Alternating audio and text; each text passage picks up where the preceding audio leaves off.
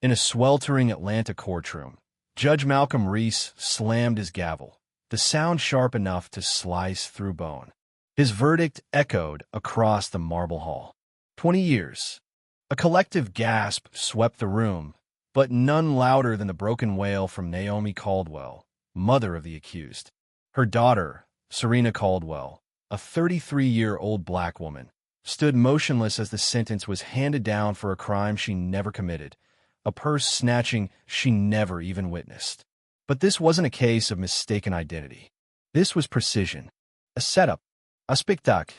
Judge Reese smirked as if he'd just played his final hand. What he didn't know was that Serena was an undercover FBI agent who had spent nearly 3 years dismantling his criminal empire from the inside. Her faint, chilling smile flashed for just a second as the deputies cuffed her wrists and hauled her away. That glimmer in her dark eyes wasn't defeat. It was the spark that would burn his entire kingdom to the ground. This wasn't Serena's ending. It was Reese's beginning of the end. Before we dive deeper, tell us where you're tuning in from today. If you stand for justice against all odds, hit that like button and subscribe for more gripping stories that expose corruption and ignite change. Serena Caldwell sat on the edge of a rusted metal bench in a dim holding cell beneath the Fulton County Courthouse. The orange jumpsuit clung to her skin like it was sewn with nettles. The air smelled of sweat and bleach, a sharp reminder of how deep she had gone into this undercover world. Her dark eyes scanned every shadow that flickered across the concrete walls as she replayed the last 3 years in her mind. 3 years of planting listening devices in Reese's chambers, slipping mini cameras inside his golf bags, and stuffing his filing cabinets with fake bribe receipts that matched his greed. She'd worn a dozen disguises: paralegal, janitor, delivery driver, all roles that let her get close enough to smell the bourbon on his breath during his backroom deals. And today was supposed to be the payoff. She'd take the fall, the FBI would swoop in with warrants blazing, and Reese would be in cuffs before sunset. That was the plan. Her handler, Agent Marcus Bennett, a wiry ex-Marine with a jagged scar cutting through his left eyebrow, had promised she'd be out by sundown. But as hours ticked by in the gray, stale darkness, Serena's faith started to crack. Something was wrong.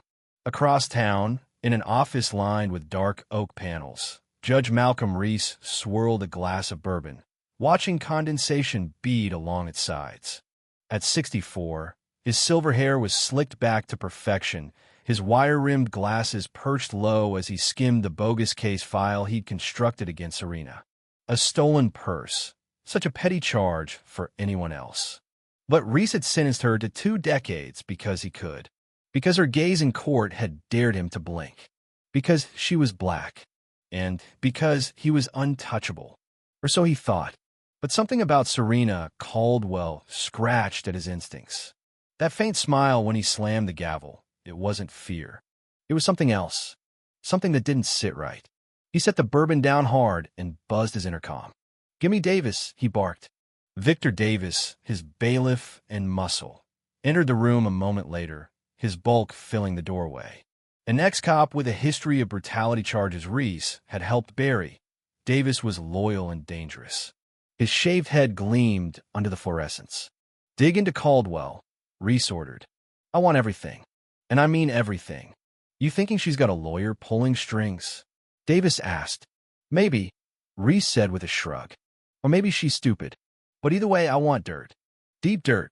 Back in the cell, Serena heard boots echoing down the hall. She rose from the bench, ready for the coded knock Marcus always used. But instead, a guard with a patchy beard and tired eyes sneered at her. "Caldwell, on your feet. You're moving." This wasn't a plan. Her pulse quickened, but she kept her face blank as the cuffs bit into her wrists. They loaded her into a van headed for Fulton County Jail. Her mind raced, rechecking her cover. Naomi Caldwell's daughter. No kids.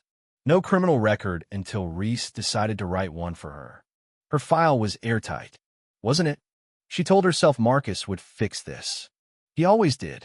Victor Davis sat in a cluttered office, cigarette smoke curling toward the flickering light above. He called in a favor. An old buddy on the force, pulled Serena's history. Most of it checked out, but a duplicate driver's license number tied to a dead woman in Savannah set off alarms.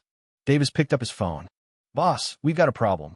Reese's grip tightened around his bourbon glass. "She's a Fed," Davis confirmed. "We're pretty sure." Reese's gut twisted. He'd heard whispers about Feds sniffing around. He thought he was too careful, but Serena Caldwell's defiance had been the tell. And he'd missed it. Not anymore. "Triple or bail," Reese snarled. "No calls. No visitors." And Davis, "Yes, sir.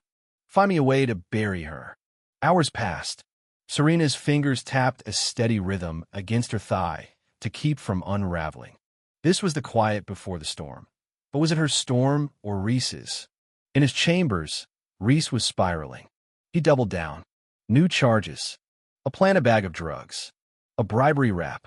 Serena sat in the intake room, her prints smeared across documents that framed her as a drug kingpin. The headlines came fast.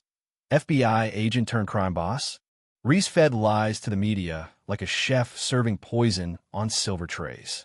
Her face flashed on TV screens, edited footage of her defending herself in a yard fight twisted into proof she was violent. A kingpin. A monster. But Serena Caldwell wasn't done.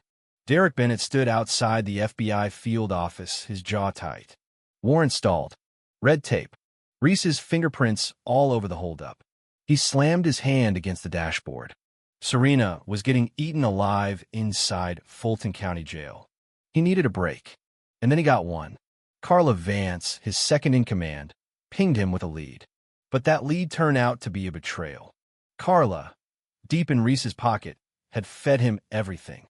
Derek arrested her himself, fury clouding his judgment. By the time Derek and his team raided Reese's office, half the evidence was gone, torched in a trash can behind the courthouse. But not all of it. Serena had planned enough. Bribe ledgers. Recorded calls. Enough to bring Reese down, if she could survive long enough to see it. Inside the jail, Serena fought for her life. First in the yard, then when guards staged a shakedown and planted more drugs. But she kept her cool. She sent a coded message on a torn piece of bandage, slipped it to the one decent guard on duty.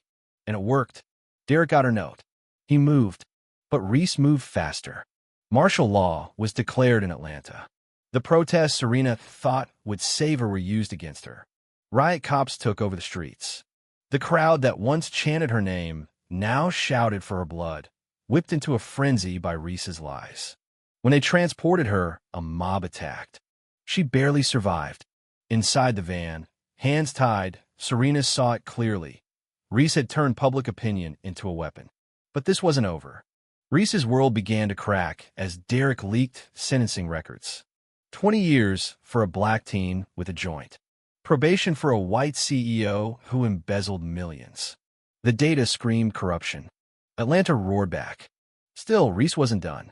He called in white supremacist gangs. The Dixie Reapers. They burned homeless camps, hunted Serena through the city like an animal. She escaped. Barely. But old habits die hard. She hacked Reese's emails from a burner phone, dropped everything to Derek's secure server, and watched as the evidence exploded across social media. Reese was suspended. He lost his bench. And then he snapped. He ordered a riot in the jail, hoping Serena would die in the chaos. He paid for a SWAT hit on the FBI safe house she hid in. He planted a gun on a dead officer and framed her for murder. But Serena Caldwell wouldn't die. She escaped again, this time dragging her wounded sister Lena, whom Reese had kidnapped, out of a warehouse rigged to blow. She fought through the smoke and fire and SWAT ambushes. She turned a final live stream against Reese, broadcasting his confession to millions. Judge Malcolm Reese was convicted on all counts. Life without parole, but wasn't over. Reese escaped. He ordered napalm to burn Serena's last refuge. He set a trap at her mother's house. She disarmed the bomb, then took him down live on camera as agents swarmed. But Lena pulled the trigger. One last shot. One last twist. Justice. And tragedy. Serena Caldwell won. She broke Reese. Exposed his empire. But she paid a price. Her sister's freedom. Her own peace. Because justice is messy. And sometimes, even when you win, it feels like losing. Where do you stand after this? Drop a 1 in the comments if you think Reese finally got what he deserved, or a 2 if you believe Serena has more to fight for. Like and subscribe for more stories that expose truth and spark change.